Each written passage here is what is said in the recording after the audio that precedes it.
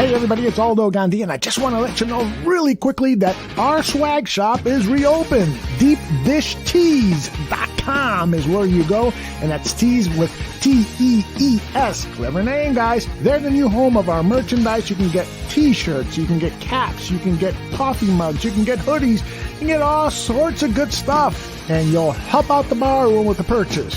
So head over to DeepDishTees.com. Some may find the following disturbing. Discretion is advised.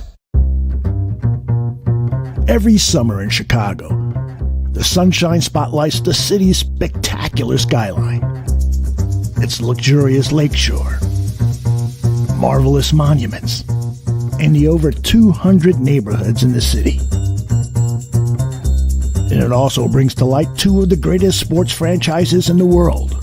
On the north side, it's the Cubs. On the south side, it's the White Sox. This is Crosstown Crosstalk.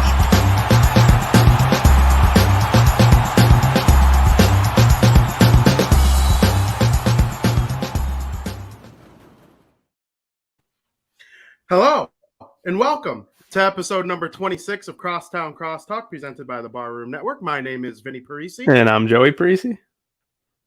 And Joseph, we have a very special guest to welcome on today, so we're just going to get it off right from the beginning of the show. We're not going to handle any of our mumbo jumbo that we normally start off the show with. You mean we're not debating about malls or anything today? No, we're not debating about mall stores or gas station candy right now. That's for another time. We're actually going to welcome on somebody that I'm a huge fan of. I listen to him on the radio all the time. I read pretty much every word he ever writes on ESPN.com. And of course, that's Jessee Rogers. He covers the Cubs and the White Sox. Jesse, how we doing?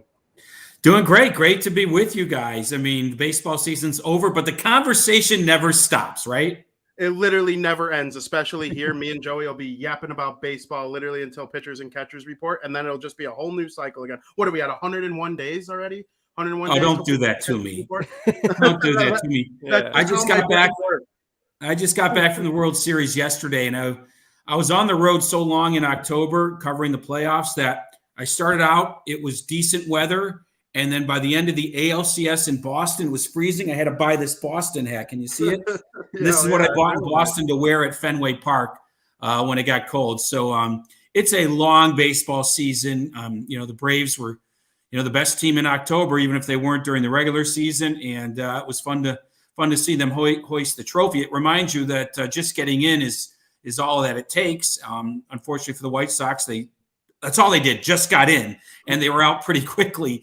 So, but that was one step further than the Cubs took, of course. It's going to be an interesting offseason. Obviously, one team's rebuilding, the other team is trying to put some finishing touches on, and we'll see who does a better job in the winter. Yeah, absolutely. So before we get into the Chicago teams, I did want to ask you, what stood out to you in the World Series between the Astros and the Braves? You were there. You got to see everything firsthand. There were big stories like Jorge Soler being the MVP, all that kind of stuff. What was your biggest takeaway from the World Series? Well, there's two, and I'll relate it to the Chicago teams a little bit, but it really applies to everywhere. And that first, of course, is that pitching has changed. Starting pitching, as necessary as it is, you can win a championship even when your best starter breaks his leg in Game 1 of the World Series. Mm-hmm. If you have a bullpen, you can go far.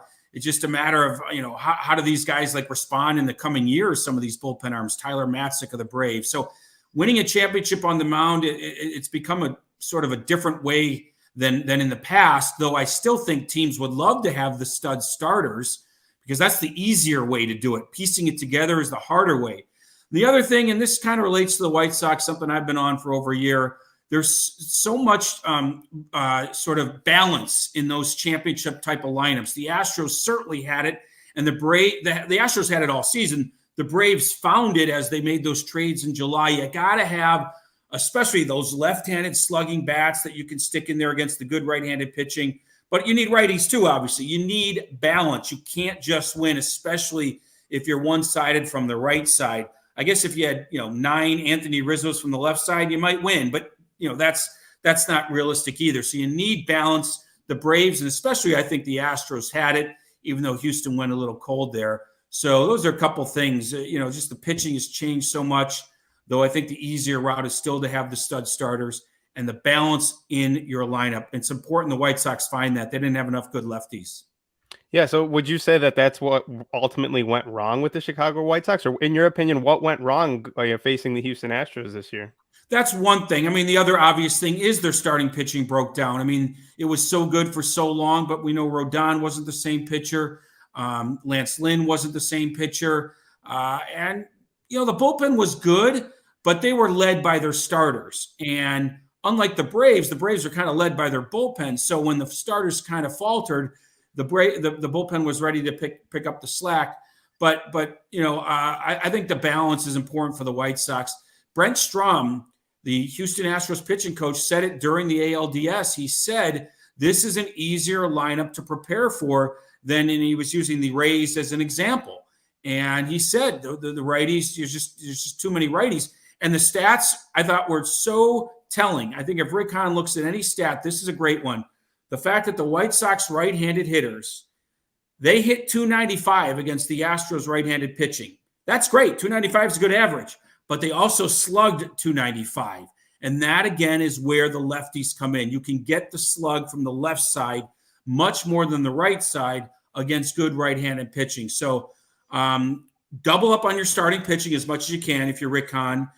If you think you have enough, go out and get another one, and then balance the lineup out. I thought the best day of Rick Hahn's 2021 year was the day he traded for Lance Lynn. The worst day was the day he signed Adam Eaton. Did not do a good job signing a left-hander to play right field, and it came back to cost them, I think. Yeah, sure. So my next question was going to be your expectations for the White Sox during the offseason. Now, do you think Rick Hahn is going to try and right that wrong of Adam Eaton and maybe bring in a good offensive right fielder, or maybe somebody that can play the DH in that role as a lefty, or, another big starter? There's some good ones out there available. Obviously working on the bullpen, based on things you're hearing, conversations you've had. What do you think? I was going to say this. I don't have a lot of inside information right now. The Sox have kept things close to the vest. They have not really spoken publicly from a management standpoint since they were eliminated. Now, they will shortly, and next week I'm going to the general managers meetings. So in the coming days and week, we're going to know a lot more about the White Sox plan. Having said that, I'd be shocked if he doesn't address those things. First of all contenders will relook at their starting pitching and try to fortify. That's what you do. And they're losing Rodon probably, so they need to bring one or two more in anyway. But I'd be really surprised if he doesn't, take a hard look at that offense and say, okay, I've got to balance this thing out. Now, I feel like he was a little stubborn last offseason and didn't do that because, remember, a year ago in 2020, they were fantastic against left-handed pitching, right? But they were just average against the righties. And how do you get better against righties? You bring in better left-handed hitting. So now that's 2 years in a row they've somewhat been burned by that imbalance. So, yes, I'd be very surprised if he doesn't go ahead and do that. But I don't have any inside information that he will. It's just right there for the take. I mean, Jock Peterson is available again. Kyle Schwarber is available again. They probably should have gone after Michael Brantley. They didn't do that. So it's staring them in the face. DH or right field, go get a left-handed bat. Sure. Yeah. So, Jesse, I want to know your thoughts on what you think about Tony La Russa, his first year with the White Sox. What did you make of that? Well, I think that he said it right. He walked into a good situation, and he didn't mess it up. They had a couple of rocky moments early, but because that division is so bad, it allowed him to sort of find his feet again. He certainly didn't mess anything up. When you win the division by 13 games, the manager must be doing something right, even if that means he's doing nothing. And I don't think he did a lot. I do think they need to shore up some things. I think, Grandal is a great offensive player, but there's some issues there defensively. Now, can Tony La Russa help that out? I don't know. Can they move Grandal into DH and bring in a good defensive catcher? I don't know. Can they move Grandal? There's some things that I'm not sure Tony La Russa can do. I do think that there's another level for him to even get to. I think being a little bit more open to everything and understanding, what everyone brings to the table, I think is important for Tony in his second year here. I think he was just kind of feeling his way out. The division's going to get better. Detroit's going to be better. Kansas City's going to be better. So I think he'll have a harder job this year than he had in 21. It was pretty easy. I think he navigated those injuries really well. But I I don't think there's much to judge him on. You know, it's such a good team in such a bad division. It's not like they lost the playoffs because of him, but they do need to shore up some things defensively, especially, and that's where a manager can have an impact. So I think it will be a more telling year for him this second year round because the division won't be as easy. Yeah, it's a good point. I remember agreeing with a lot of your takes pre-trade deadline about the Cubs and what you thought they were going to do. And so I think I know your answer to this, but I don't know if the audience may or may not. Were you surprised with the way they handled the trade deadline, the Cubs, with trading away all three of them, Bryant, Rizzo, and Baez, obviously? Only slightly. I mean, I definitely wasn't surprised they unloaded. They set themselves up for this well before the season started.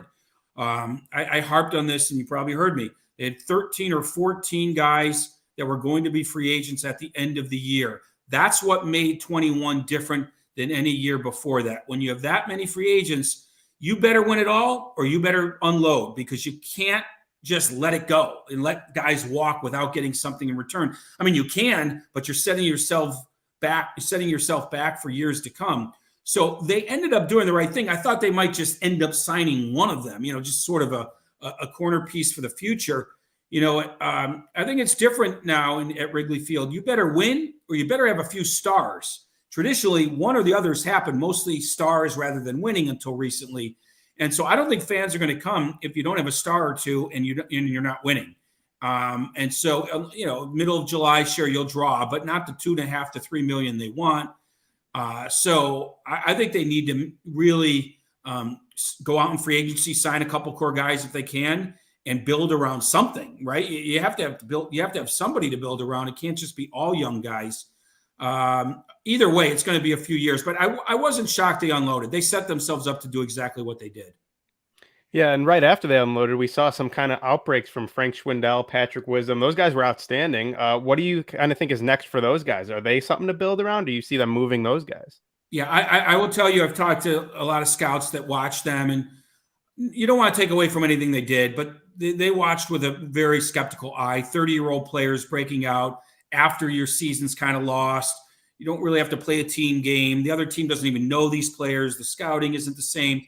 I'm not taking anything away from them. But if Schwindel does it again or Wisdom does it again, then you'll be really, really impressed. I think there are players on this team, unless they find someone better. I guess that's what I would say. Like, Schwindel will be your opening day first baseman unless the Cubs go out and re-sign Rizzo or re-sign somebody a little bit more or sign someone a little bit more established. But I have no problem with giving Schwindel another chance. Look, they really have, to me, 7 open positions. 6 if Madrigal has second base and Wilson Contreras is your catcher. I mean, Nico Horner's no sure thing at short. The outfield's wide open in my mind. You might say, okay, well, Hap's there, but he's not like a 5-year all-star. So if you need a left fielder and you might need a starting right fielder, well, then you may as well give Schwindel and Wisdom a chance, because you're not going to get 7 all-stars, in free agency or via trade. So my feeling is, okay, well, you found a couple guys on the corners that might be serviceable. Go out and get a left fielder, or go out and get a right fielder. Maybe you sign one of these big-name shortstops, though I don't think they will. Maybe you move Nico Horner to the outfield. So, it's not like they have a lot of, great parts all over the field. So I would give Schwindel and Wisdom that chance and fill in some holes that, you had without, much going at the end of the season there, especially in the outfield. Yeah, especially if they're able to do again next year what they did this year toward the end of this year. So yeah, for sure. I take nothing away from them. I'm just telling you what scouts say. 30-year-olds usually don't turn into Hall of Fame players. So you got to be careful you don't invest huge in Wisdom or Schwindel. Maybe invest a little bit, but not like 5 years or anything like that. And you don't have to. Their team, sort of property for the next few years, arbitration, all that stuff. So there's no reason to panic and sign them. And if you can move them for something special, you would do that. You brought up Wilson Contreras. He obviously only has 1 year left on his deal. He's like a year away from being in the same position that Bryant, Rizzo, Baez were in last season. Do you have a prediction or maybe even an opinion on what you think the Cubs should do with him going forward? Like, do you move him to a different position? Do you have him catch all next season? I thought they were going to kind of shut him down from catching for the rest of the season and kind of maybe DH him, play first base, left field, whatever. But he played catcher for most of the season. Do you have a prediction with that going forward? If you asked me today and you're trying to, pin me down, I think he's going to be moved this offseason. I think he's going to be traded. I think the timing doesn't fit for when he's at his peak. He's got 1 year left before free agency.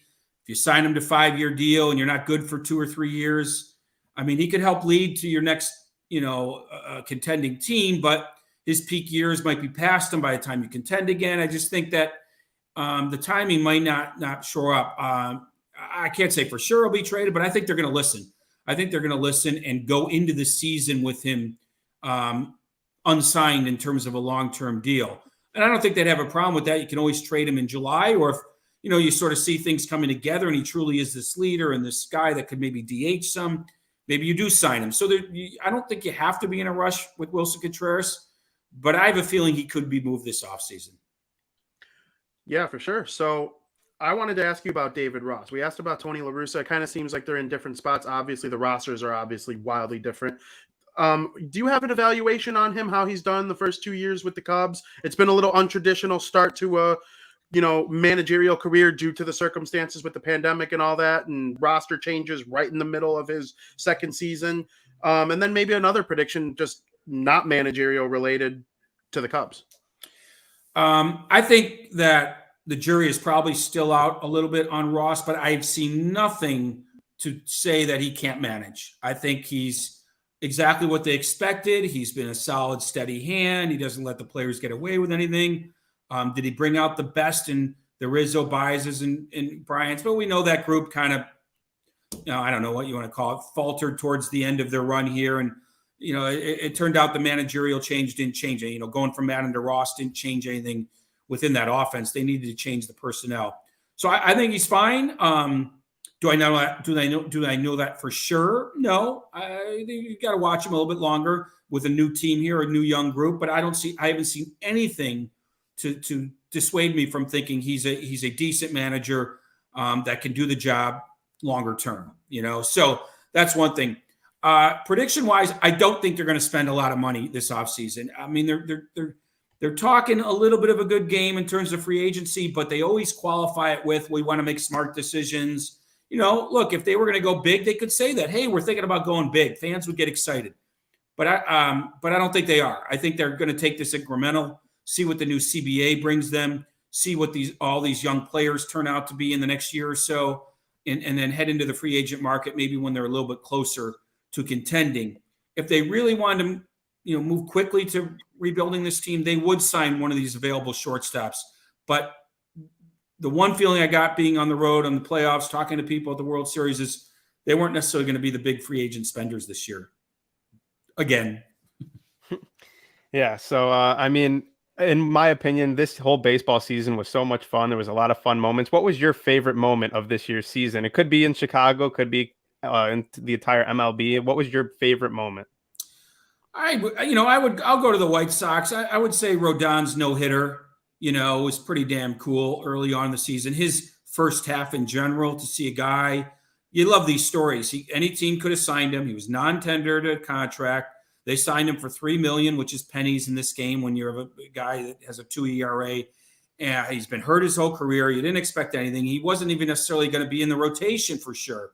He wins the spot, looks great in spring, and then has that great run and the no-hitter. So I would say that was probably a Chicago highlight for sure. I like what the Braves did. Brian Snitker's an Illinois guy, and he's a lifer and an old school guy, and he wins the World Series. So just, going off of recently, I love what he did. And obviously to see what Ohtani did, again, sort of coming out of nowhere. This was supposed to be an experiment, hitting and pitching, and he turns out to be an all-star, an MVP, doing both. People think he should make $50 million because he's a $25 million hitter and a $25 million pitcher. So certainly locally, what the White Sox did early on, how they navigated the injuries, and Rodon, to me, being sort of the guy that came out of nowhere to have that season that he had. And then Ohtani and seeing Braves, Snitker win it with the Braves just, sort of rolling the dice in July. I thought those were all cool storylines this year. Yeah, and I'm glad you brought up Ohtani, because that was one of my favorite things to watch all season long, him pitching and then, hitting his home runs the way he did. And then even the White Sox playing over in Iowa, like that. What about that moment? That was just... Yeah, I think I probably would have said that if I was there. I didn't get to go. I'll probably go next year. But certainly watching on TV, I think Fox TV did a great job of capturing the moments. But yes, that was definitely a highlight as well. Yeah, are you looking forward to the MLB kind of continuing the Field of Dreams thing, especially next year with the Cubs and Reds? Yeah, I am, because anything to liven things up in the second half of the season as football starts up, as the dog days, get going with baseball, anything like that. August, I think there's a reason they do it. They did it in August, well after the trade deadline, before the September push. They need something to liven things up. I think that's also why you go to Europe maybe in July, another time of year before the All-Star break, that things kind of slow down a little bit. You want to liven things up. So yes, I think it was they did it for a purpose in August. They will try to find more things like that to do at times when baseball kind of is dragging on a little bit. Yeah, you're spot on with that, because Vinny and I were just talking about how our favorite months, there's really not much going on in August, and especially in the baseball seasons. But he actually mentioned that Field of Dreams game being the highlight of our August. So you're spot on with that. Yeah, I think that's why they do that. I think the season's too long in general. And I think everybody thinks that, but no one's willing to give up the money to make a change, because I feel like it'd be a whole different feel to the game over time if playoffs were in September, World Series maybe at the end of September. Football's not deep into its season yet. I think it'd have more national audience if the pennant races were in August, and the playoffs were in September. But that's my own feeling. A lot of people disagree. It's a fair thought though, because someone like me who loves all four sports, like the big four in the United States, August out of all the 12 months are by far the most boring month, and the Field of Dreams game has a real chance to spice that up. So I agree with you. But before we let you go, I wanted to ask if you have optimism or pessimism on the upcoming collective bargaining agreement. Initial pessimism. Things aren't advancing right now, and they've got just weeks left.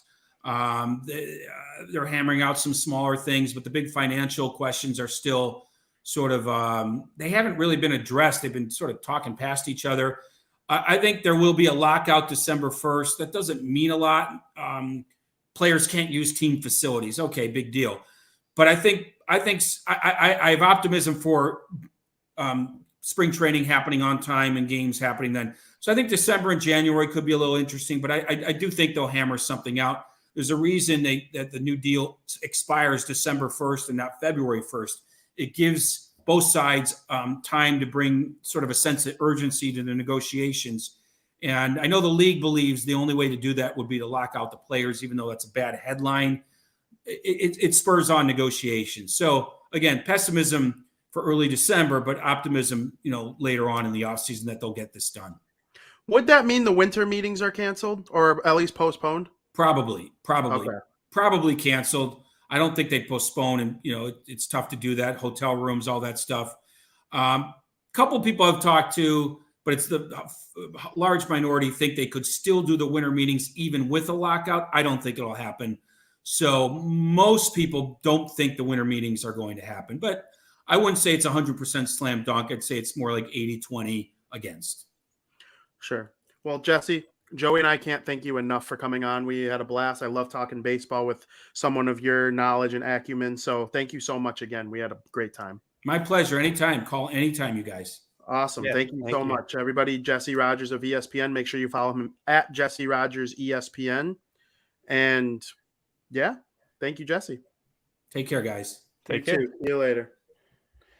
That was a great interview. Yes, it was. Jessee Rogers obviously knows his baseball, especially in this town. Like, not much gets past him in terms of Chicago Cubs, Chicago White Sox. So what'd you think? Yeah, it was awesome. Clearly, baseball insider. I mean, imagine being able to go to those general manager meetings. Like, I'd cut off my pinky. Yeah, that's so he definitely, speak out of fact, which is great. So great to have that, and great for him to come on our show and talk with us. Yeah, absolutely. Yeah, I would kill to go to one of those GM meetings. I mean, I would have just too much fun. The World Series is over. The Atlanta Braves are your 2021 World Series champions.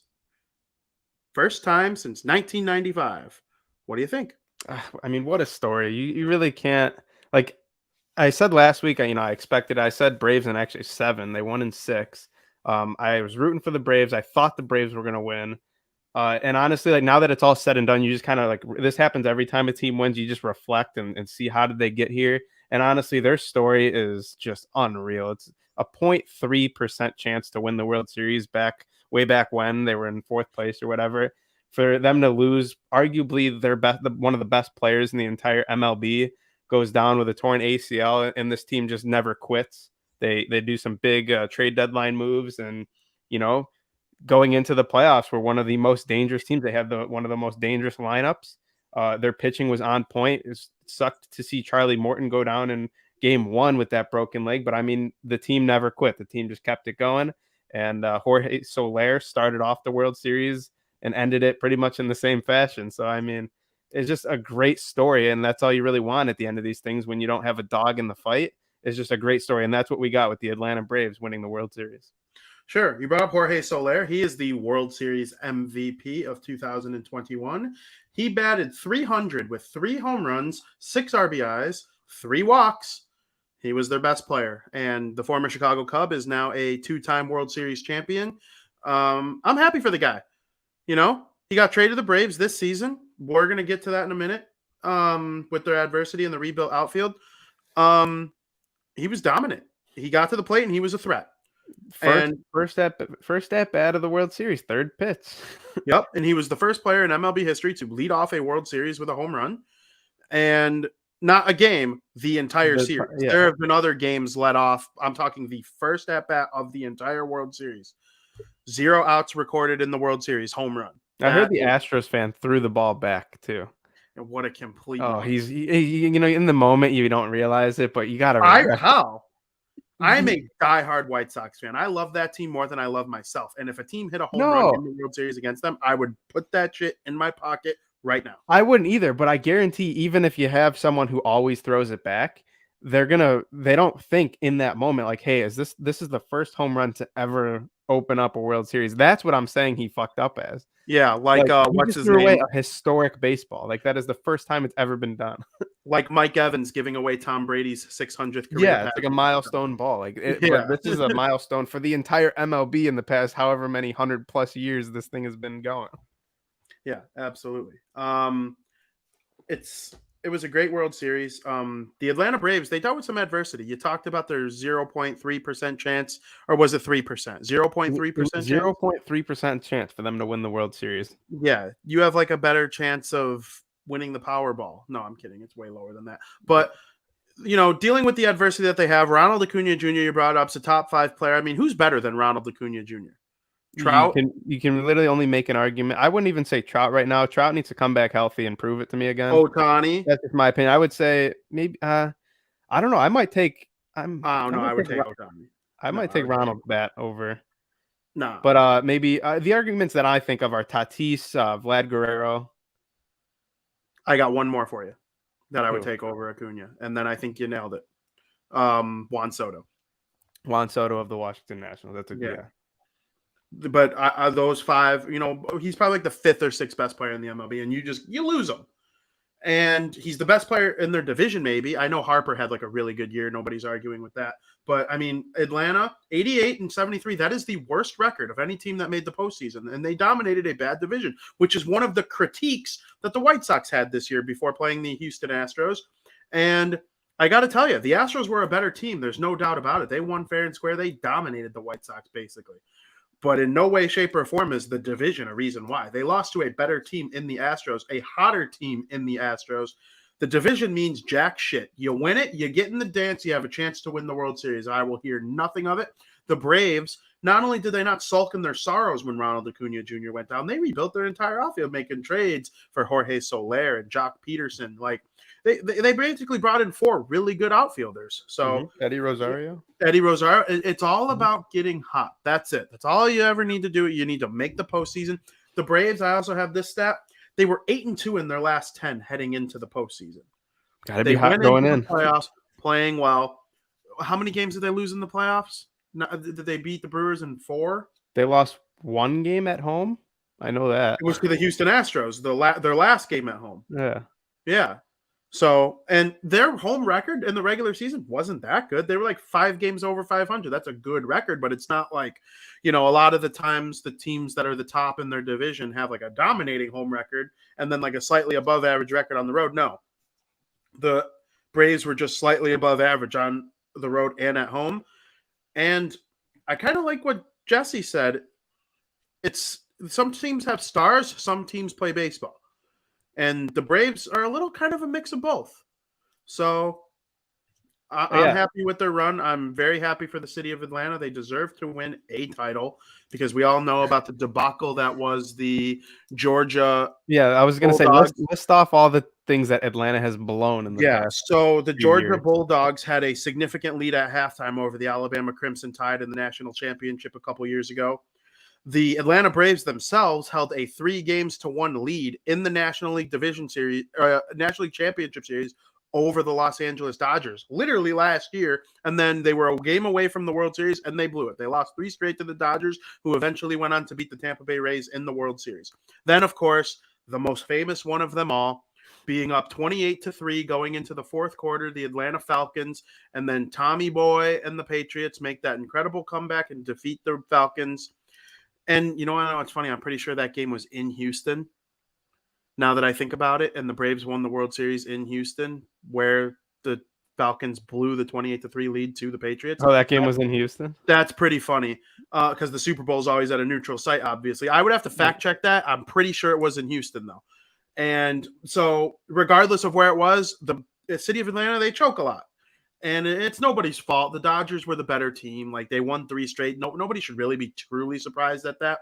And who came back on the Falcons? Well, the guy who comes back versus everybody and is probably going to win his 8th ring come February. So, you know, and Georgia lost to Alabama, who's like wildly considered the greatest college football program of all time during the Nick Saban era. And there's no doubt that the Astros are a better baseball team than the Braves. I think so too. Yeah.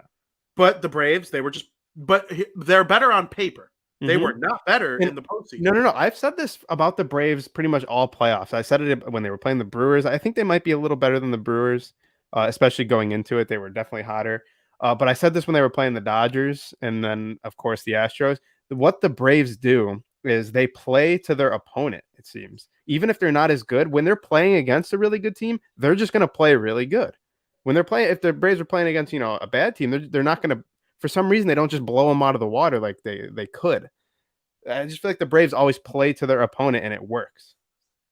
And of course, the Braves winning the World Series means one thing. R.I.P. Houston Astros. Honestly, respect. Respect to them. They literally knocked out my 2 favorite teams. Me too. So I would have just been so mad if they won it all. But they knocked out my 2 favorite teams for good reason, and that's just because they were better. Alvarez, you know, single-handedly beat the Red Sox, and then I'll go ahead and say that, you know, Lance McCullers beat the White Sox. Yeah, he did. I have a take though, and I want to know if you agree with it. And I'm being dead serious. I'm not saying this for camera. I'm being dead serious. Do you think the Astros making it to the World Series in 2021 and ultimately losing makes the cheating scandal in 2017 look worse?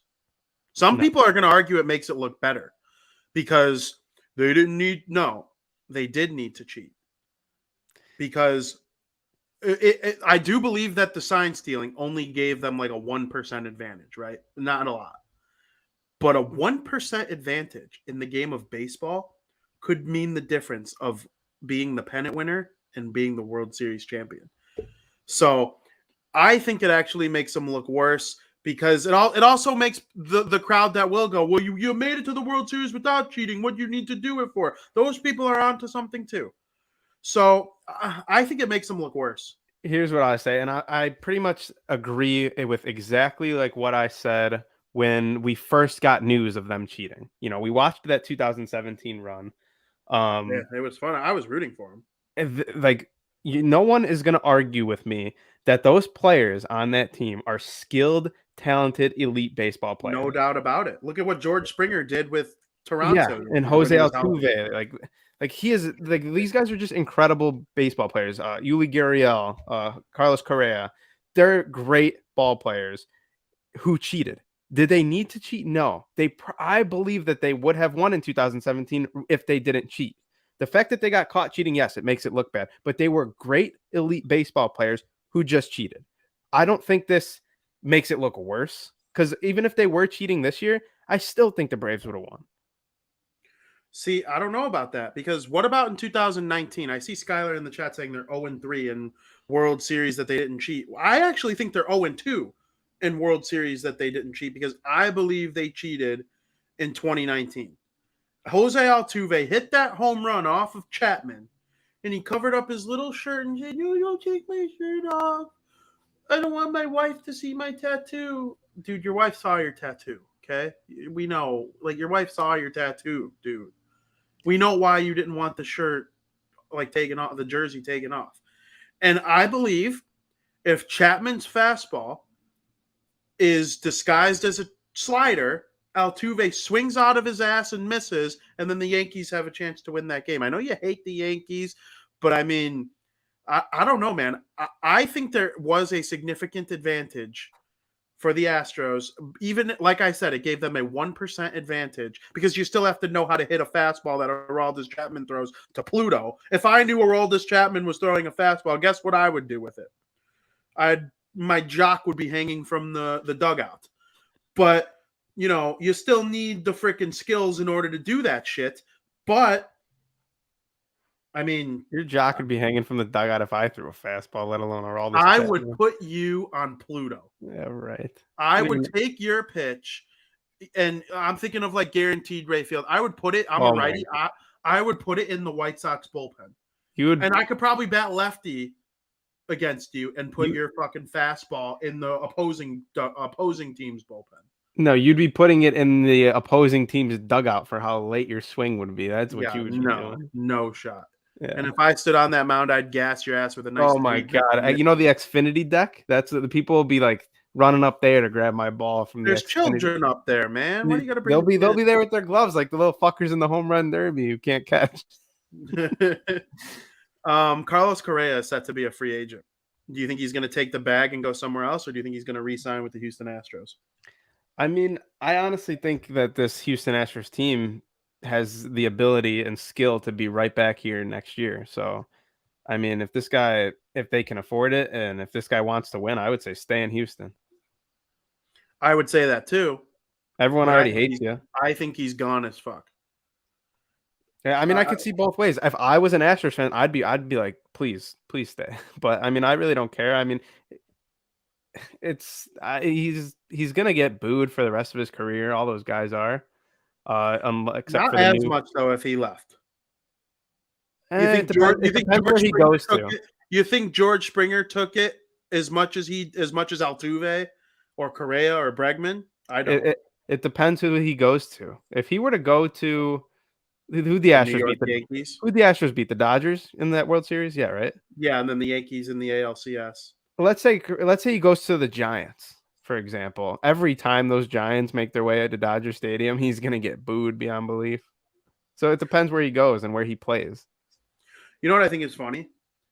All the Yankee fans want Correa now, after just despising him for the last 2 years. If he goes to the Yankees, I'll be livid. I'll be mad at Correa and I'll be mad at Yankee fans because the Yankees fans, those gabagoos, don't even. That's just so hypocritical. Like they're one of the two teams that were the most affected by the Houston Astros cheating, and like Correa was like the biggest heel of them all. Like Altuve, he gets the most boos, but he was not the biggest heel. Correa was, like, in terms of his mouth, and it was a mix of both. The whole the buzzer thing, like you referenced, that kind of makes Altuve, and then his comments afterwards. Altuve's the heel for his actions, and his comments after the buzzer thing, that kind of makes him for. No, I know, but he never like went to the media and said "screw you, man," or "this is all bullshit." Correa did that. Altuve, he just straight up lied. Like Correa didn't lie. He was like, "Yeah, kind of. We cheated. Go fuck yourself." Yeah. Like he's an actual heel in the game of baseball. I personally think it's hilarious. But if he goes to the Yankees, that would just be so funny. The hypocrisy on both sides, both him and the fan base / team. What are your thoughts on Arpel Dusty? I mean, tough. Yeah, I actually think he's a good coach. Oh, of course he is. I think he made some dumb bullpen decisions in his day. No, but I think he was very entertaining in this playoff run.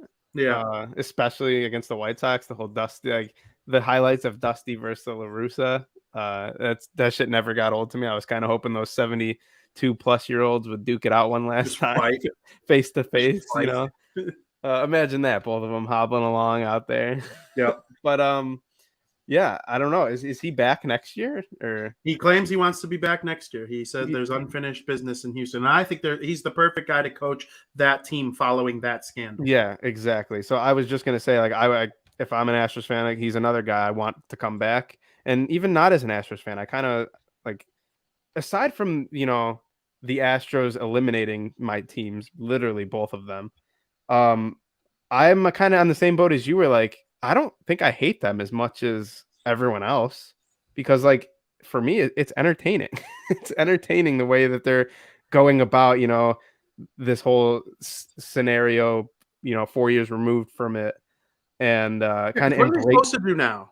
exactly like Salt in their sorrows, or are they just going exactly to play into it now? exactly. So the whole Altuve knows he's going to get booed everywhere, and like you said, I think Dusty's like kind of the perfect coach to manage this group of guys after all this. So I want to see Dusty back in Houston.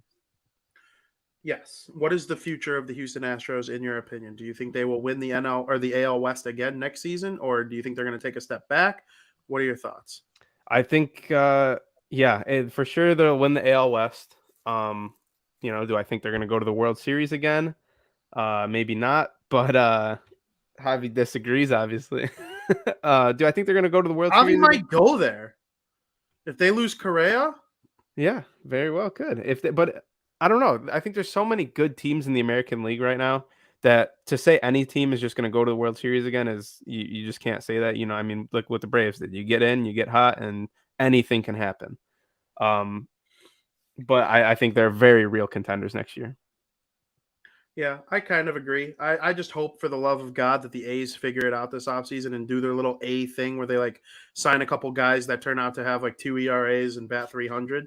Like that's just what the A's do. They'll find these little rinky dink freaking Walmart cashiers and then turn them into superstars, and then they'll go sign for $1 billion somewhere else, looking at you, Liam Hendricks or Semien, or just plenty of other guys that go to the A's on like the scrap heap and then turn into superstars and then get the bag somewhere else. And, I could see that happening. There's also another team in the AL West that I kind of always look at. I want the Seattle Mariners to make the playoffs so bad next year. I hope they win the fucking division. I hope they take the crown. I'm being dead serious. They very well could. I mean, we saw the push by them late in this season. It was a very realistic thing that they could be in the playoffs over the Red Sox or the Yankees, and then they were battling along with Toronto. So yeah, if they're more consistent next year, that's kind of what they're looking for. They can't rely on this last month of the season to get red hot. So yep, and that's the World Series here on Crosstown Crosstalk. It was a good postseason covering it with you, man. I've really enjoyed we gave our soliloquies to the White Sox and the Cubs already, but it's been a good year on the Chicago front, and then covering the postseason on a national scale, I think has been great on this show, to be honest with you. Yeah, I couldn't agree more. It was a lot of fun, and we're excited to keep it going and then get right back to it once spring training begins. Yeah, and for those wondering, we're keeping Crosstown Crosstalk running all winter long. We're not canceling, or we're not shutting it down. I got nothing better to do. So we're going to keep chucking along here, maybe talking some baseball through the offseason. The baseball talk might not be as intense throughout the offseason when there's literally nothing going on. Maybe we'll talk about our favorite baseball movies, our favorite baseball jerseys. Maybe we'll talk about some all-time baseball moments, maybe draft an all-time great White Sox team, an all-time great Cubs team. I think that'd be kind of fun to like put those together. Like, hey, what's the greatest Cubs team of all time? If you could pick one player for each position, you put, Anthony at first, Chris at third, like, what do you make your rotation with Maddox and, even someone like maybe Arrieta or Lester, like, you just make your all-time great roster. I think that'd be a lot of fun to do. So stuff like that. We'll always have our little banter about gas station snacks and road trip movies and stuff like that. So definitely going to be looking out for that kind of stuff. It's going to be a fun winter on this show beyond just baseball, but there'll be plenty of baseball flavor.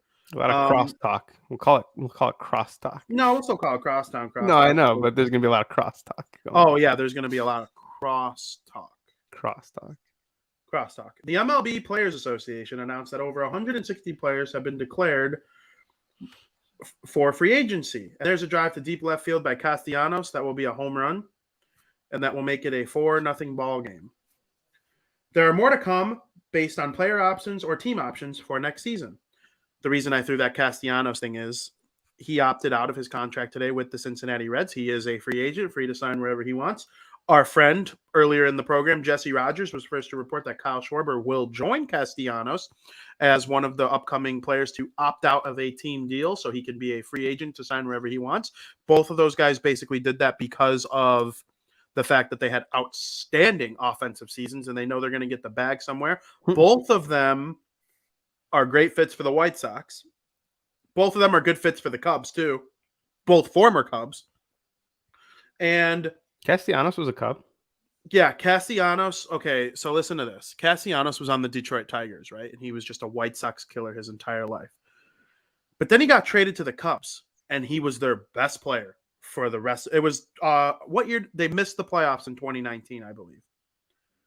Yeah, they missed the playoffs outright in 2019. They were in a playoff spot. They traded for Castellanos, and they fell off. During that time, Castellanos was their best player. Dead serious. So I started to think, is he a White Sox killer, or does something about Chicago air make him happy? And I'm starting to lean towards that. And so if I were him, sign with the White Sox or Cubs. Is he a versatile player? If he came to the White Sox, not very good defensively, but I would give up a little bit of defense for right field. There are positions you don't give up defense for. If they're a great hitter while being good defensively, that's a plus, like Luis Robert.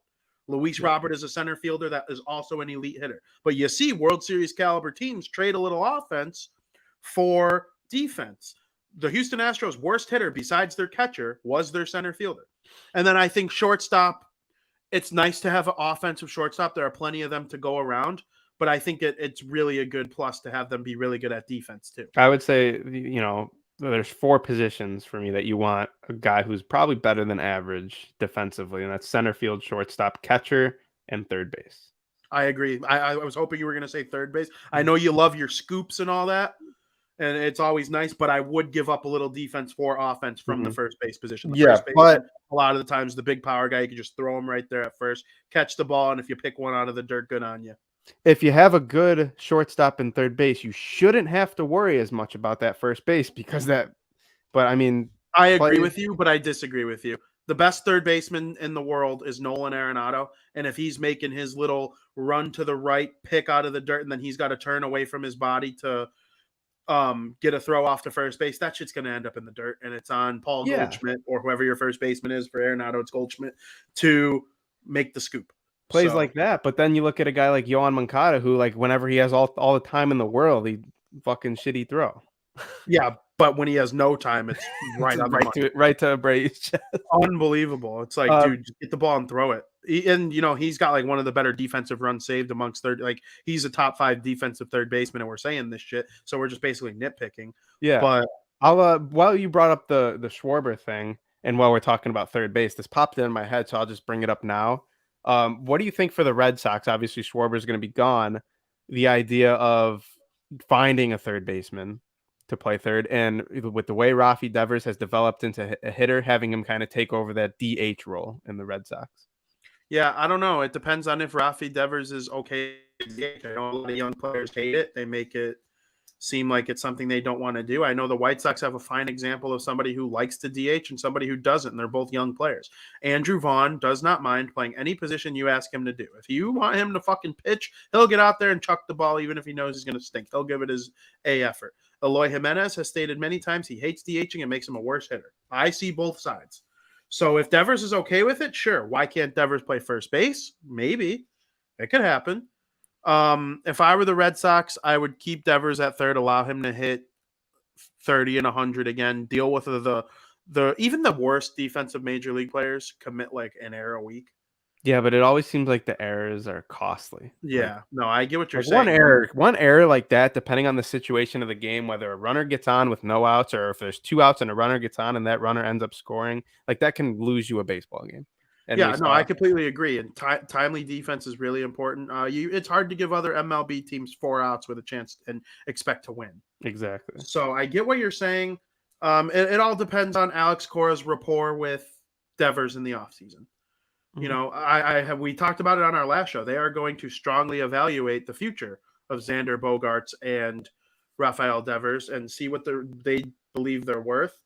But I don't know. Maybe they sign Anthony Rizzo, and I was going to get to that with you right now. I have a couple free agents that I wanted to zone in on before this all happened. Carlos Rodon is a free agent. To address Joe's comment, Tim Anderson had some brutal defense this year too. He did, but he also only committed like 8 errors. So I think it's more like decision making and shit that is more fixable to me for TA. Like, and a lot of people got on Javi for his errors, but a lot of the times the reason Javi makes these errors is because he has such good range that he puts himself in position to make errors because he's so good. So, like, when I write my tweets making fun, comparing Anderson and Baez's errors, it's all a joke. Obviously, people take it seriously and think that I think that Baez is an inferior defender to TA. He's not. The errors thing is just a funny way to get under people's skin. But yeah, I don't know. It's definitely something TA is aware of, though, and he's made mention of it many times, and he works on it hard. So, I do think it's definitely a good place to be in terms of at least he doesn't be like, nah, man, screw this. He's interested in getting better defensively, and I do think there have been improvements year in and year out. Let's say, okay, he was mediocre to bad defensively this year, even though he only made like 7 or 8 errors. That's worlds better than what happened in 2019 when he won the batting title. He was one of the worst defensive shortstops in the league. So steady improvement is all I can really ask out of the guy. I don't think they've ever lost a game because of TA's defense. Do you agree? Yeah, no, not that I can recall. Carlos Rodon, free agent. Jessee Rogers seems to think he's gone. I think he's gone. Scott Boras is his agent. That sucks, but I think he's replaceable. Yeah, it's hard to replace a guy like that. I mean, look at the first, especially the first half of the season. Like, he was my guy to, you wanted him starting in Iowa. He was a lot of people's game 1 starter, hopefully, and didn't end up working that way. But I don't know. I don't know if he's easily replaceable as you think. No. Okay, I guess I worded that wrong because a guy with a 2.4 ERA, I think it's more. It's risky to sign a guy like that long term. He has shown that I'll he can agree stay with. healthy for an entire season. When he's been healthy, he's been awesome, and that includes even before this season. People forget how Rodon was being groomed to be the number 3 behind Sale and Quintana way back when, and he was quite good at it. Has he had a Tommy or no? Yes, He did. yes. So that's where he was missing up until this year. He came back in the postseason last year, and he got rocked, but his shit looked good. Does that make sense? Yeah. Sometimes when guys get rocked, okay. Sometimes when guys get rocked, you think they don't have their stuff. Rodon had his stuff, and the A's just fucking mashed it. He was getting the velocity up in the high 90s, which is something we never really saw from Rodon. This is in the playoffs last year against the A's. And it's like, if he could just work on his command a little bit and make that fastball move just a little bit more, he's going to be a really good fucking pitcher. And then this upcoming season, he's been that. Or this past season, I guess now. It's so weird that the 2021 season is over. Yeah, so It we're really at that feels weird like phase where you say this year, or are you talking about the future Yeah, year? no, yeah. We're in baseball purgatory right now. Yeah. What about the big 3 from the Cubs? You can go through and give me your prediction for each one of them. Chris Bryant, Anthony Rizzo, and Javier Baez. I think 2 of them are going to stay with their teams. The one that's on the move is Anthony Rizzo. Interesting. Okay. I think Chris Bryant is a perfect fit in San Francisco. I think San Francisco has, a great chance, maybe not 106 wins next year, because you can't just bank on a team getting 106 wins again. But I think they have a very realistic chance to, win the NL West and make a nice playoff run. And I think Chris Bryant's a perfect fit over there. Now with the Mets, I think the Mets are, clearly on the rise. He's got some buddies over there, and I think he kind of fit in. It took a little bit, took a few weeks, I guess you can say. But I think with a whole season from start to finish, a whole spring training with the team, I think Javi fits in nicely as well. I just see I see Tony Rizzo on the move. Don't know where to. I guess there's a lot of teams that could use a first baseman. The Red Sox being one of them with Kyle Schwarber. I would love to see him jump ship and go from Yankees to Red Sox and get a full season with Boston. And I think that would be ideal for me. But yeah, I think Tony Rizzo is the only guy that will be on the move. I got a couple questions for you. So you like Harry Potter, right? Mm-hmm. You remember the character Luna Lovegood? Yes. One time she fixes Harry Potter's glasses and he says, "How do I look?" Do you remember her response? Like Harry? Yeah. No. Oh, was that her response? Like Harry? No. He says, she says, "How do I look?" And she goes, "Exceptionally ordinary." I think the San Francisco Giants are going to be exceptionally ordinary next season. They'll be a good team. Maybe they'll fight for a wild card. I see them as baseball's Montreal Canadiens. An older team, lots of veterans, and just next year, I'm not saying they're going to, I think the Montreal Canadiens, for those hockey fans watching, I think they're trash. I think they're one of the 5 worst teams in the league. And they were in the Stanley Cup final in June. So I kind of think that about the Giants. If I was Bryant, I'd leave. I could see him staying. You're right. He's a good fit there. And he makes them younger, even though he's in his later 20s. I would leave.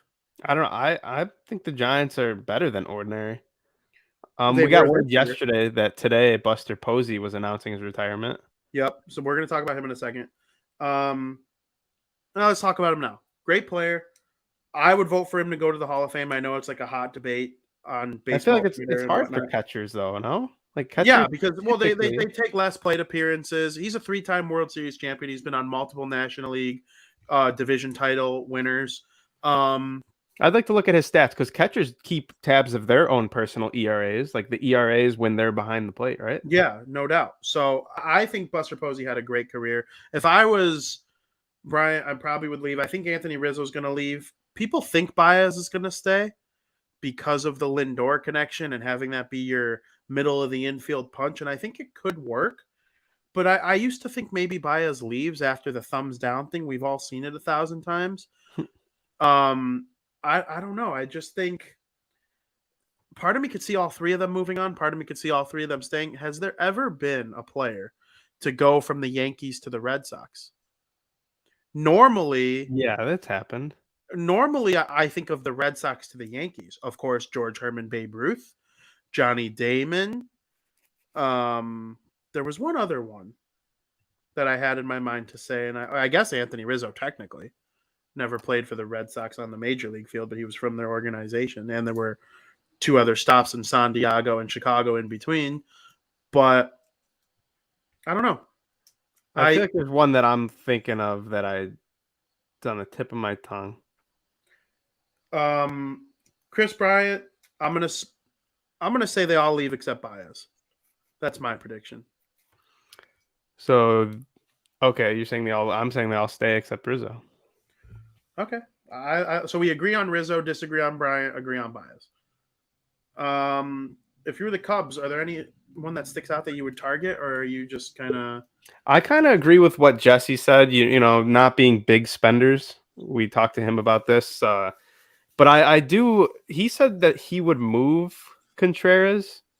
I would keep Contreras as one of those guys to build around because of how hard it is to get a catcher who is, elite defensively and a little better than average. I would say he's somewhat better than average hitter as a catcher. I would, for a catcher, he's an elite hitter. He might be. For a catcher, he's an elite hitter. The catchers that hit better are probably Grandal and Real Muto, and that's probably Salvador Perez. Yes. So offensively, Wilson Contreras is probably the 4th best catcher in the league behind so I Grandal, just think that's Real Muto and Perez. So I just think that's such a hard position to kind of fill and get a guy like that back that for this Cubs rebuild, make that your guy to build around and be that veteran on the team who's been there, done that. Kind of like you know, you look at the White Sox, the veteran that first comes to mind is Jose Abreu. Like, it seems like you need that one guy that you build around, and then also bring in some veterans. I don't know if next year, this offseason is the year to do that. Maybe play it out, see how these young guys do, see how a second year of Wisdom and Schwindel do. But I would re-sign Contreras and use that as your pillar to build around. Do you think the Cubs can win a division title with Wilson Contreras on their roster, like within the next 5 years? It's hard to say it's yes. hard. I get why it's hard to say yes, because they haven't even made any subsequent moves yet to start a rebuild. But if you asked me in 2016, after the White Sox traded Sale and Eaton, do you think they will win the AL Central with Jose Abreu in his early 30s? My answer probably would have been no. Like, by the time they're good enough, he might not be anymore, and that was just wrong. Like, Yeah, you got it all. It all is going to come down it all to. kind of depends on how the Cubs build, if they're successful building around him. The White Sox were, the Cubs were in 2012, but they didn't really keep anyone. They didn't have. It was a little different. There's things that make every situation different. The White Sox had a Hall of Fame pitcher in his prime to trade away, and they kind of got lucky with the Eaton and Quintana trades. To be honest with you, those trades would never happen again. But I don't know. I think they could win an NL Central title with Jose Contreras. I do. All right, I'm going to say no, but it's not for the reason of the Cubs not, you know, rebuilding quickly enough in 5 years or during the time that it's because I just think the Brewers and maybe the Cardinals are going to be too good in that time frame. All right. So then why, I think that was Jesse's point then. Then, like, why keep Contreras if you can get a haul for him and start a rebuild so that by the time the Brew Crew and the Cards are falling off, the Cubs can then ascend, similar to how the White Sox did it with, like, by the time Cleveland falls, Minnesota's always annoying. They came in last place this year, but expect them to be just annoying little pests again next season. Once Cleveland fell, the White Sox were ready to ascend. Yeah, I mean, that's a good point, maybe, but I don't know. I guess, like you said, and would you have predicted the White Sox to get there as quickly as they did? Probably not. No. So that could happen with if I'm a Cubs fan, I'm scared of those Brewers because I just think they're going to keep getting a little better and better. Yeah, that's kind of why I laugh at people who like rip on the way the White Sox season ended this year. This was their first real year. 2016 was like, or 2020 was like 60 games. Like, you never know. They might have fallen off after 60 games in 2020. Like, you never know. Or maybe they would have ascended even further and been a higher seed. Like, you never know what happened after 6. Like, 2021 was the first time that they had to do a 162 game grind and come out as Central Division champions. And then play in a playoff series, like a legit like a legit playoff series, not a 3-gamer. Like, exactly. So this was the first actual year. The pandemic kind of screwed them. Now, if a CBA dispute fucks them, I might just be like done with baseball. I'll never be done. Vinny will be at the he'll be at the CBA agreement or the meetings or whatever out there with a sign. I'll be collecting one of those torches for people selling torches. Torches, get your torches here. Yeah, hold on, where is it? I'm not. Torches, get your torches. That'll be Vinny. I'm the guy in the front of the fucking. No, Vinny's the guy fucking selling the torches. Yeah, but. One for myself. Yeah, that's funny. Yeah, whatever. I like business too. Business interests me. I like hearing about people making money. I like the fun part of politics. So all that shit, yeah, I'm interested to hear how the disputes go and how the discussions of labor and escrow and COVID obviously was a big issue. You like hearing I don't. It's hard for me to keep track of all that shit. No, I do like hearing that. Like, Ozzie Guillen Jr. gave us a nice little tidbit, and he doesn't seem to care if I put it out there. They are going to have like different COVID-19 regulations next season than they had this season, and there are going to be some people that are pissed about it. There are going to be some people that are happy about it. Personally, I don't give a shit. Whatever they decide, they decide. You saw that complete fucking moron Aaron Rodgers lie about getting. If you don't want to get vaccinated, that's your own choice. But if you're a fucking liar about it, you're an idiot. You're Yeah, putting that- your teammates at risk. You know, and apparently like the team knew, and he was wearing his mask and all that stuff. But like, dude, you told people you were vaccinated in August, and now you can't play this weekend against the Chiefs. A little off topic with baseball. I despise the Green Bay Packers. I do not like them. The only time I root for the Green Bay Packers is when they play the Dallas Cowboys. That's it. I hope this weekend Jordan Love takes the field for the Green Bay Packers, throws for 6 touchdowns, 450 yards, no interceptions, and leads the Green Bay Packers to a win over the Kansas City Chiefs. I hope so bad that happens. That would be good for 2 reasons. One, for everything you just said with the whole Aaron Rodgers thing, and 2, because I'm so out on the Chiefs. I think they suck. I'm done with Mahomes. I think You're done with Mahomes. Yeah, I think. Sorry, my timer's going on. Cheesecake time. Cheesecake time. For the love of salmon sandwiches, how unprofessional are you doing that? That's my timer to remind everyone that Patrick Mahomes is a fraud. Elaborate. The Chiefs just don't. They're done. I don't see them, being contenders anytime soon. I think they had their run. They lost to Tom. Deflated them. Is what happened. They're not going anywhere near. Please don't use that word with Tom. They're not going anywhere near the Super Bowl this year. I'd be shocked if they, are better next year. I don't know. Patrick Mahomes has done less than impressed me this year. He barely beat the Giants by they win by 3 points. So yeah, I am rooting for the Packers this week. You're I'm a fucking rooting for idiot. the Packers big time. I'm rooting against the Chiefs every single game this year because I don't think they're that good. Their offense is stalling. Once they figure it out, you're gonna look like a moron. Their defense stinks. We'll see. Defense stinks. You kind of need that to win a What? Super Bowl. A good defense. Their defense has been trash for most of Mahomes' career, especially last year. Their offensive line getting hurt made Mahomes have to run for his life, and that's why they had no chance against the Buccaneers. Yeah, but even then, when they play a good defense, the Tampa Bay Bucs defense played amazing in the Super Bowl last year, and Mahomes couldn't do shit because their offensive line they had like third stringers in. Mahomes, he couldn't run or he couldn't make a pass. I don't know. His best pass was when he was parallel to the ground. I just think the interceptions this year. I just think Mahomes. He's turned the ball over at an alarming rate. Yeah. I'm not saying he's a shitty quarterback. I just don't think he's the next GOAT that everyone was saying. He's the best quarterback in the NFL based on talent. See, I don't know. I'm not going to co-sign that yet because I just think it's too small of a sample size. What? It's been 5 years. I think Aaron Rodgers is still better right now. I don't. Yeah. I thought you were going to say Lamar. Lamar doesn't throw like that, but I mean, Lamar is fucking awesome. And let me tell you something about Lamar. I fucking hate when people diss Lamar. For some reason, he's got like this stigma about him because he runs so well that people think he's just going to be Michael Vick. First of all, Michael Vick was fucking awesome. That's not a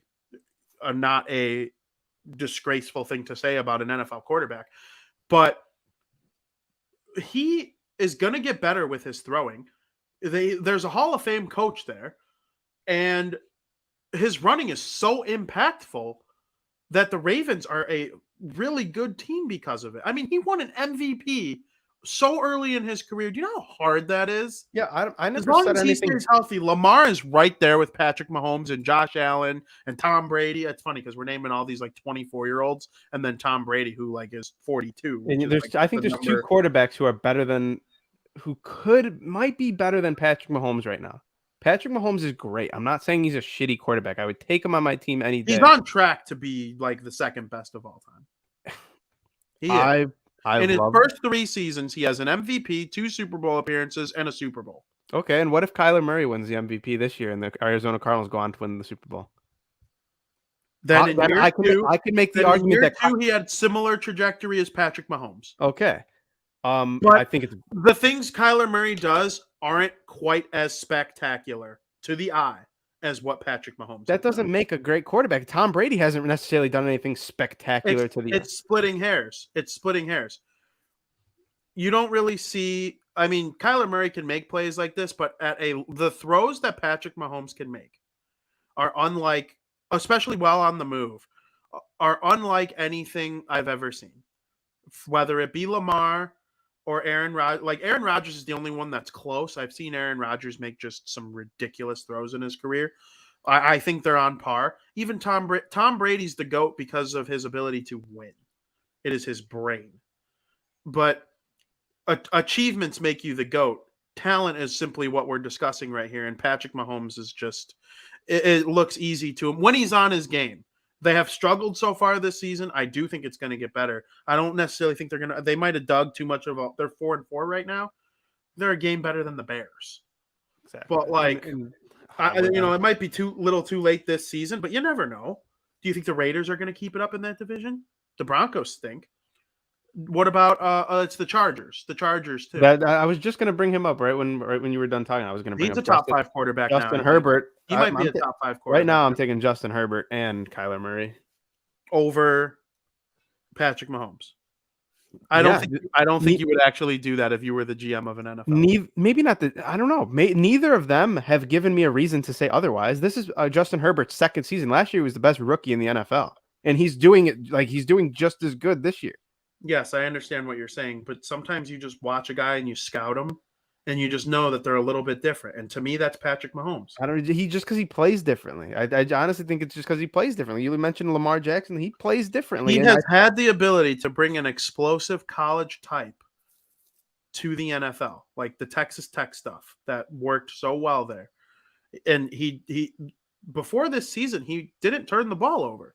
And now he's finally going through a little rough patch, and people are just ready to forget what they've been watching for the last 4 years. And I can't do that. Aaron Rodgers has had a couple down years. In 2018, when the Bears were awesome, Rodgers kind of stunk. And then what did he do the next year? He came out and won the fucking MVP, and he's been in 2 straight NFC title games. So, you can't let one little rough patch. And I'm not saying you're doing this. You can think that about Herbert and Murray, and no one's going to. I just think these guys passed him up. Because of how well I'm telling you why I don't think that. Because I'm not ready to let 8 weeks of football, and he was the number 1 fantasy quarterback until 2 weeks ago, and now he's 5th. So the last 2 weeks dropped him from 1st to 5th. Okay. And I know fantasy isn't everything. Fantasy does show an accumulation but it's an accumulation of yards and touchdowns. But I don't know. I'm not ready to forget the spectacular play that I've seen from Patrick Mahomes because of 8 weeks of football where the Chiefs have underachieved. So that's just my opinion. I know there's no right or wrong formula to reviewing how quarterbacks have played. I definitely think you're onto something with Kyler Murray and Justin Herbert. I think they're right there with Mahomes, with Lamar, and probably with Rodgers. Right? Yeah, and Rodgers. Who else? And Tom Brady. Tom. Yeah. I would say my top quarterbacks right now, Tom Brady. And it's crazy that you see, like you said, you were still saying Tom Brady. Aaron Rodgers. All these guys we're talking about are 24 or younger. Yeah. I'll keep Patrick. And Rodgers is 37. I'm not going to, and he looks older than Tom. I'm not going to disinclude Pat Mahomes. Well, I look older than Tom. And then Kyler Murray and Justin Herbert. Yeah. Those are my top 5. And I would love to see. I just really hope Justin Fields can elevate himself to that type of status one day, because he showed last week that he has the tools to do so. And if he can become like a hybrid of Lamar and Mahomes, or obviously maybe not as good. Who are you talking about? Justin Fields. He showed some tools. That play he made, his best play on Sunday was the second most talked about play. It kind of bugs me. There was the play where he escaped the pressure and then ran to his left and then ran it into the end zone for a touchdown.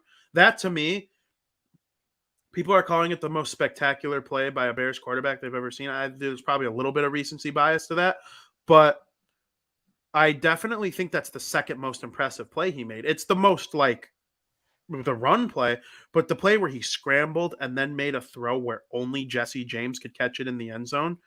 That to me was we don't see Mitch had the ability from time to time to escape a good pass rush and run it for 10 yards like Fields did on that play. Mitch has the ability to do that sometimes. Maybe not quite to the level of Fields, but what Mitch couldn't do was that play where he would roll out, realize that the pressure is just too much, roll to his left a little bit, and then throw a dime to Jesse James in the end zone. And not only did he throw it to Jesse James, it was either Jesse James catches the ball or no one catches the ball. There was no chance for the San Francisco 49er defender to make a play on the ball. So stuff like that to me is what I want to see from Fields. Tonight you got the Colts and the Jets. What do you think? That's boring. Is that really it? I didn't even look. Yeah, it's kind of a stinky Thursday night game. I'll probably check highlights in on it, and I obviously am interested in how the Colts, because I thought the Colts were going to be a borderline playoff team. That's the play I'm talking about right there. Mm-hmm. Luckily, the Bruins play. Yeah, no, I'm probably going to do I have 3 TVs. I'm probably going to do Bruins Leafs or Bruins Red Wings, right? Mm-hmm. Shout out Don Burr, Bruins Red Wings in Boston. Yes, we like Don. We like Don Burr a little more on the hockey show because I think we both like the Red Wings more than I don't like the Tigers very much at all, but I do enjoy the Red Wings. And the Tigers are going to be a thorn in my side for the next 10 years probably. But I think I'm going to run Tampa Bay Toronto too. That's going to be a really fun game. And then there was one other one. Oh, the Battle of Pennsylvania. Pittsburgh, Philly. We're talking hockey right here now. Because on the offseason across all over the map today. That's why we're going to be we were kind of like that on Bar Down during the summer, where we talked about a little bit of everything. I mean, remember before we had this show, we had Carmen DeFalco on Bar Down, and we basically didn't talk hockey at all. Yeah, we talked a lot about the White Sox. We talked about the White Sox and whiskey more than anything hockey. Yeah. I think we asked him, "Are you watching the playoffs, Carm?" Yeah, I dabble. When the Predators are playing the Lightning in the first round or whatever the fuck it was, like. About the Thursday night football game, I'm actually gonna. I think the Jets could win this game. I'm gonna go with the Jets. You on the Mike White train, huh? Yeah, sure. Mike White. Not mainly Mike White. Well, Zach Wilson out. Yeah, I know, and I think that helps my guy. And another reason why I'm going with the Jets. Michael Carter, their running back, had 14 targets last week. Put up a juicy spot for me in fantasy, and I think they're gonna go right back to him against the Colts. He was on the guy who got chopped bench. Oh, he had 32 points. That guy plays him. He don't get chopped. When it got chopped, then. And I'm gonna need that because I just lost Derrick Henry and I still got David Montgomery on my IR. So my running back game is just in shambles right now. So I'm going with the Jets. I'm sticking with my guy, and honestly the Colts don't really impress me. No, and I thought they were going to be a better team going into the football season. They got the home field on their side, but honestly, it seems every single primetime game, Thursday night football, Monday night football, even some of the Sunday night games, they've been shit shows. So many of the Monday night games went to overtime. Expect the unexpected in these shit shows in a good way. In a good way, yeah. Expect you're saying watch Titans Colts because even though it's like a battle of 2, 3, and 5, or whatever. Jets Colts. The unexpected could happen. 5 lost teams exactly. So. And then if the Colts win, they're 4-5, and the Titans lost Derrick Henry. Like they believe they're still in this thing. Well, yeah, I'm kind of out on the Titans. The only reason I had the Titans ever winning some games, it was solely off of they were playing the Colts. Weren't they playing the Colts? They were Tennessee versus the Colts. And or no, was it the Bills? It was the Bills. It was the Titans versus the Bills Monday Night Football. Yes. And everyone was taking the Bills. And the Bills are a better team, but I'm not betting against Derrick Henry. And sure as shit, he had 3 touchdowns that game. I was starting to think when Henry first got hurt and it was announced that he was going to miss 8 to 10 weeks and maybe make it back for the playoffs. I was starting to think the Titans, man, they could tread water and maybe be. They're already 6-2. So if they're 6-2 and they tread water, let's say how many games are left? 6-2, 8. So that means there's 9 games left. If they go 5-4 without Derrick Henry, or maybe even 4-5 and finish the season 10-6 or 10-7, you probably get in, you get Henry back, and you have a chance. But then I started looking at Tannehill's numbers with and without Derrick Henry. They rely on Derrick Henry so much. But even in the passing game, it helps Tannehill. Just the mere thought of Derrick Henry getting the football puts fear in the eyes of defenders in ways that it allows Tannehill to be a better quarterback. I'm pretty sure he completes 60% of his passes when Henry's on the field, and it's in the high 30s when he's not on the field. It's a way smaller sample size without, obviously, because he's on the field a lot. But part of me still thinks they can tread water and get into the postseason, because who's going to catch them in the division? The Colts? Maybe. That's like the hope is like for them is they could catch them.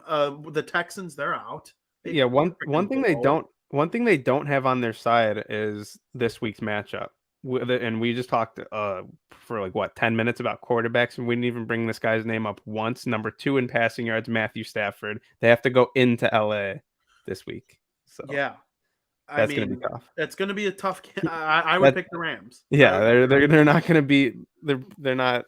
Yeah, no. Yeah, I agree with you. And so if the Colts can really elevate their game, then maybe they could take the South. But the Jaguars stink, and then the Texans stink. So it's going to come down to if those Titans can tread water. I do think they're going to make it to the postseason still. And then if they get Derrick Henry back, they can win a playoff game or two.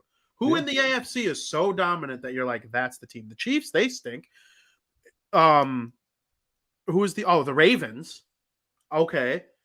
Lamar has won one playoff game. He hasn't shown up in the playoffs as much as he has. For as much love as I give Lamar, I'd like to see something from him in the postseason. And then there's a sleeper team in the AFC that you might like hearing me say. Yeah. They've been getting real hot lately and looking real nice. And that's the New England Patriots. Yeah, them, and I think the schedule has kind of hurt the Chargers a little bit. I think the Chargers are way better than they've been playing the past few games, just based off of who they've had to play. Yeah, and then I think the 2 Ohio teams have to be mentioned too. Yeah, right on cue. You see, me and Skylar, we vibe. The 2 like the Browns, they're 4-4. Are you shitting me, Browns? Fucking get it together. You have one of the best rosters on paper in the NFL. You should not be 4-4. Get your head out of your ass. I know there's been some injuries to Chubb and Hunt, and that's gonna fuck me out of my bet of them winning 10 games. But I mean, whatever. I think the Bengals and the Browns are pretty good. I'm not sure what will happen to them if they make it to the postseason. The Steelers all of a sudden look like a team that want to go on a run, and they're gonna fucking pound the Bears on Monday. So they'll be 5-4 after winning that game all of a sudden after being 0-3. So I don't know. The NFL is in a fun spot right now. We've talked about no baseball for the last 20 minutes. I just want one more non-baseball thing. We're going to switch gears over to the NHL real quick. I know we had our show yesterday in our segment Breaking Bets. I gave some picks, and I was so close. I make it clear. I said the Hawks plus 1.5. I said that for a reason. 1-goal game. Sure as shit, they blew the game. They should have won it, but they only lost by 1. So that plus 1.5 hit. Edmonton, held their own against Nashville. I kind of thought Mike Smith would return and be back for that game, but he didn't. Frankie, I will give Frankie all the credit in the world, was spot on saying the Columbus Blue Jackets were going to go into Colorado and win, and sure as shit, they did in overtime. It came down to Torrey Krug ties it late in the game for the St. Louis Blues, but they weren't able to get it done. I didn't see it, the shootout. I saw the goal. I watched it. Well, I saw the Torrey Krug. I saw Torrey Krug tie it. I saw that, but then I didn't watch the shootout. And ultimately, the Kings held their ground at home. But if the Blues would have won that game, I would have got every hockey pick right. 4 games. That's impressive for the team of Frankie and I. Well, yeah, cooking meth is bad. It doesn't necessarily make you evil. You got any response to that? Yeah, I mean, I'm currently watching Breaking Bad. Walter White does a lot of evil things. He's getting more and more evil as the show goes on. This is my second time watching it. The process of cooking crystal methamphetamine is not evil. It sure is. It's not. If you know that people are going to ruin their life, he doesn't take care of any of that. What Gus does, what Tuco does, that's evil. No, it's not. Or yes, it is too. Yes. But you wouldn't. You know what I'm saying, and you're just being ignorant. Walter White isn't doing. He's a chemist. Is Gale evil? If no one was going to do the meth, he wouldn't cook it. He doesn't. What are you even saying? That's out of his realm of expertise, though. You're an idiot. You're a fucking idiot. He just cooks It's evil. You are cooking a drug for people to ruin their life over so you can make money. Walter White is evil, but not for the reason of just cooking meth. He's evil because he ran over 2 guys with his car and shot one of them in the head. He's evil. No spoilers. I won't give any further spoilers, but he does a lot of evil things. Dude, if you're a meth cook and your goal, he's saying he disagrees with you. He's not saying I know. I can read. Because if you just put with Joey, it makes it seem like with Joe, like I'm with, like, Yeah. no. You made that look like he agrees with you, and he doesn't. I could put this he said sorry at it. Yeah, he said that to me like 20 minutes ago.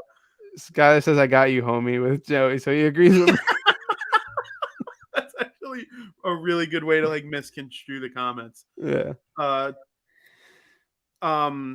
Yeah, no. When you do something knowing that people could die or ruin their life over it, yeah, evil motive to make money. I don't know. If you haven't watched Breaking Bad yet, be sure to watch it and then come at us with your comments. Greatest TV show of all time. I never got to asking you about White Sox targets. We did Cubs targets, and then it rode us right into football and hockey really quick. You have any thoughts on White Sox targets really quick before we get out of here? Honestly, yes, it would be nice to maybe get if Zach Collins could be better or another catcher, a better defensive catcher, maybe. And now they're not getting Barnhart because he was traded to the Tigers. I love Grandal.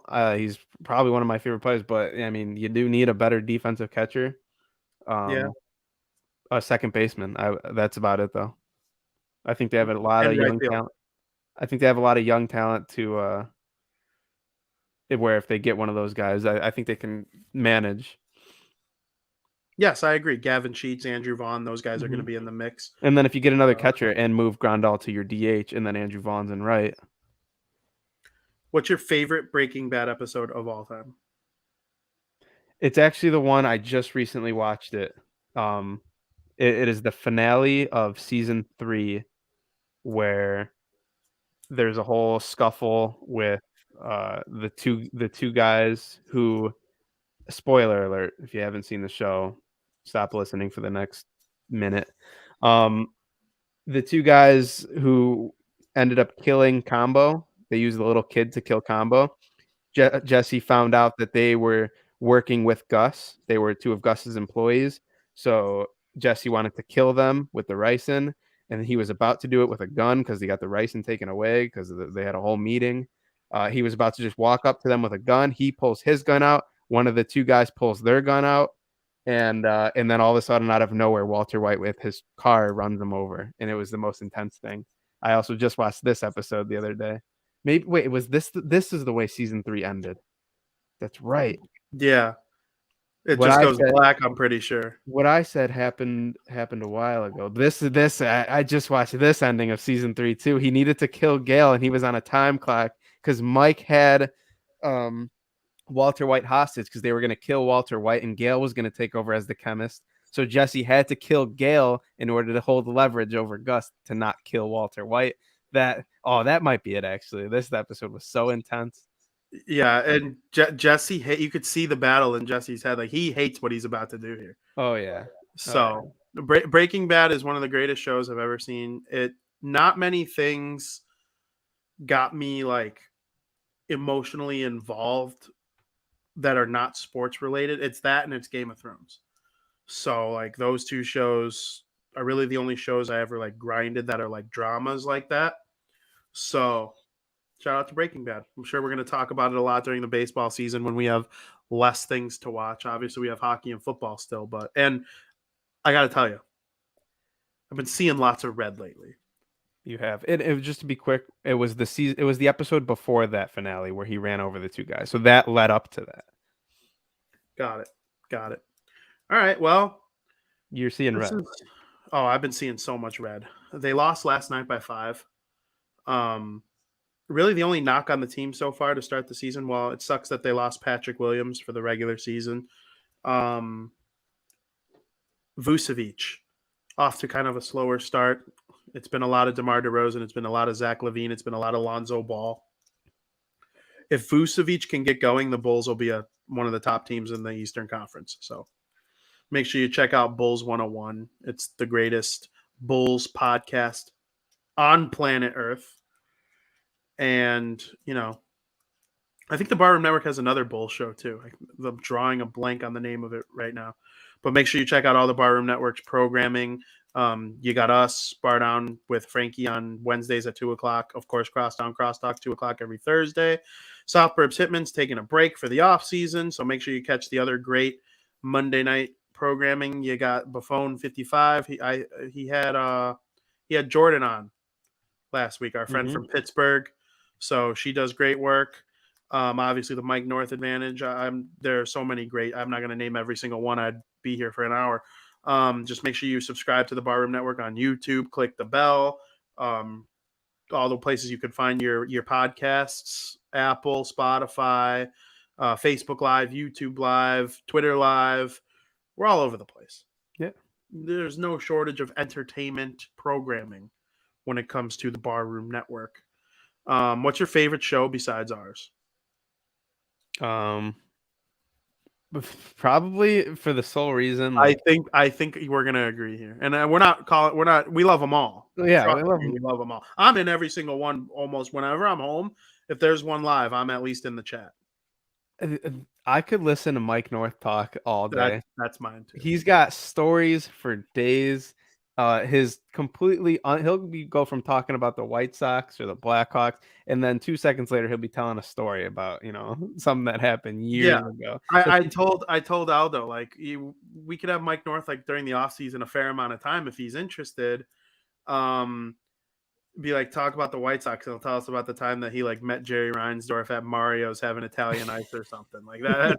That's just the kind of stuff that I like to hear. You know me, I like talking about the food and stories involved with stuff. So why don't you enjoy this clip from Mike North right here, actually, that I just randomly have.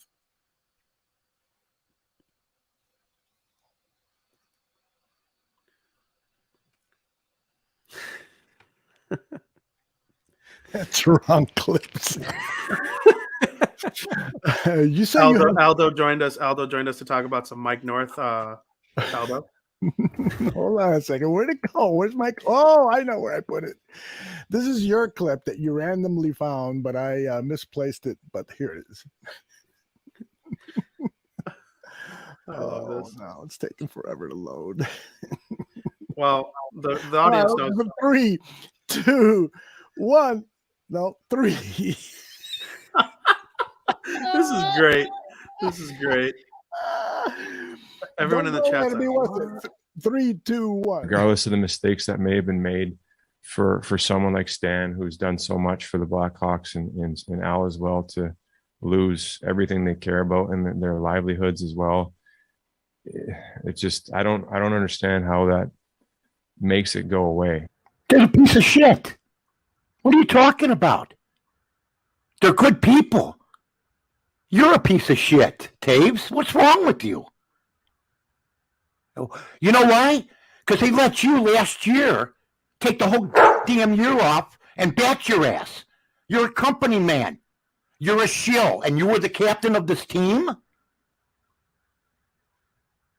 How many people are going to really tell you that? I'd tell it right to your fucking face.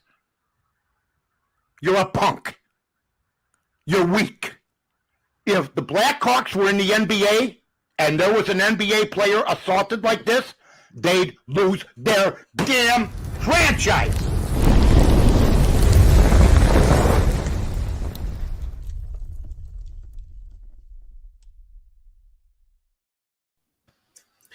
I don't want to laugh because he was talking about something serious, and all you got to do is listen to the last 2 episodes of Bar Down to find where we stand on the whole Bradley Aldridge, that fucking asshole piece of shit. We even ripped on Taves, we ripped on Kane, we ripped on everyone just like Mike did.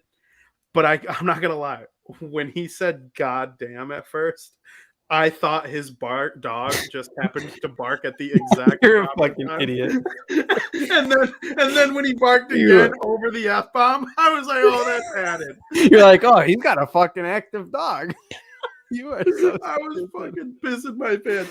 That Oh shit my is so funny. So shout out to Mike North. He's one of our favorites. I But know he that's gets a kick out of exactly us too, I why. believe.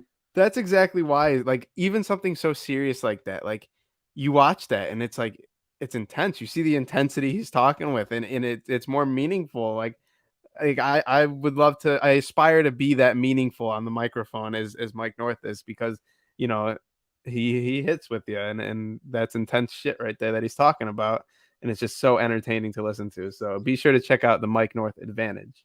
Yes, and you know what, Joe? You're 24. Mike, no disrespect, is a lot older than 24.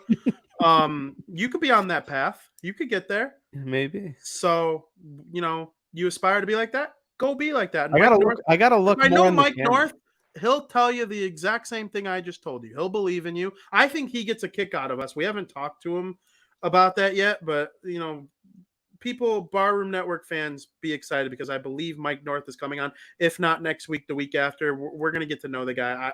The first question I'm going to ask Mike, you get a kick out of us, don't you? You think we're going to beat you with a bat because we're Italian, don't you?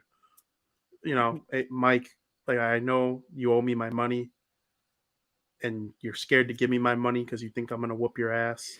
But like I said the other day, the least intimidating guy is Vinnie Parise.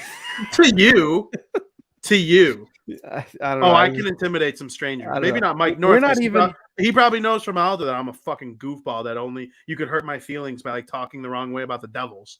And like then you could punch me in the face because I'll be too busy crying about the fact that Jack Hughes is going to be out for 5 weeks. Like, people who know me know that, but on the street, you don't want to mess with this face. I'll whoop that ass. Yeah, and we're Italian. We're full-blooded Italian. We're not like, slick our hair back like like there's some there are some like greaseball Italians out there. That's not we. Hey, where's the doing? fucking gabagoo? Yeah, that's it's not us, but we act. We have pasta Sunday, so like not watered down that much. Speaking of pasta, did you see my my little throwback Thursday today? Probably did. Yes, on Snapchat. I put something on Instagram 2 Yes. years ago to the date. I was at my first ever Boston Bruins game. November 4th will always stick out to me. First time trip to Boston, I believe I think November 6th we went to Fenway Park. So that anniversary is coming up. But it was my first trip to Boston. We saw the Bruins play the Penguins on a Monday night on November 4th, and it was great. We had a Pasternak. I put a video. Speaking of pasta, I put a video of Pasternak looking right at me during warmups. So expect that man to have 3 goals tonight versus the Detroit Red Wings. Very good. Happy anniversary to you and your trip to Boston. I got screwed out of mine thanks to that complete asshole COVID-19. Fucking hate that prick. And today was a great show. I love Jessee Rogers. I'm gonna right when we get off here, I'm gonna go to the gym and probably put on David Kaplan and Jonathan Hood, and maybe I don't know if Jesse's a guest today, but he's quite frequently a guest on there. Mm-hmm. So whenever he has a take about something, I know about it, and I'm a big fan of his. And we can't thank him enough from the bottom of our hearts for coming on. Maybe we'll have him on again over the off season. I'd like to hear what goes on at those GM meetings. And it kind of hurts my feelings to know that there's probably not going to be winter meetings. That's one of my favorite weeks of the entire year. So to have them basically canceled for 2 years in a row would suck ass. But who knows? Maybe by 2023, your boy will get an invite to the winter meetings. You never know where life takes you. I have high hopes and high dreams. So let's aim for it. What do you think? Yeah, absolutely. Couldn't agree more. All right. Well, you got anything left for the people? You got any gas station snacks you want to let people know you're having this weekend? Gas station. I haven't had a good gas station snack in a minute. What's a good snack you're looking forward to having over the weekend? Oh, we also have a special shout out to give at the end really quick. But what's a special snack you're looking forward to? This weekend. Oh, for the love of salmon sandwiches. For the love of salmon sandwiches. The past few hockey games I've had have been 10 p.m., 10:30 p.m., and it's kind of a new tradition of ours to go grab ice cream after the hockey games. So I'm looking forward. Our games the latest one we have this weekend, 7:30 p.m. on Sunday. Ice cream shops will still be open by the time that one ends. I'm looking forward to just stuffing my face with a nice big concrete mixer of wherever the fuck we decide to go of ice cream, the works. You So know, that's maybe I'll join you for that. Am I invited? That's my snack. Yes, of course you're invited. Tomorrow's a very special person's birthday. The woman who birthed me and Joey. What a saint for that, eh? Yeah, right. Our mom, Lisa, thank you so much for everything that you've ever done for us. We wish you the happiest of happy birthdays. I personally cannot wait to celebrate because she's by far my favorite person to celebrate in the world. So I'm very much looking forward to tomorrow and celebrating Lisa's 28th birthday. How about you? Way to say all that shit and then just like pass it over to me. Like, how do I top that? Well, you came second. You're second most. I can't just do the old Tim Allen and say, and that goes double for me. Yeah, and that goes double for me. Yeah. No. Yeah. Obviously, happy birthday to you, Mom. We love you. We're nothing without you, and you keep us going. So thank you, Mom, and happy birthday. And this show would be nothing without her support. Exactly. That's just a fact. Skylar wishes you a happy birthday as well. I know he is very happy that you graced him with Vinnie and Joey for basically his whole life to be friends with. So that's awesome. We'd add a little comedy in there at the end. So for at Joey Parise, I'm at Vinnie Parise. Make sure you follow us both on Twitter, but follow Joey first and direct any complaints with this show towards him. I'll take care of him. Thank you for listening.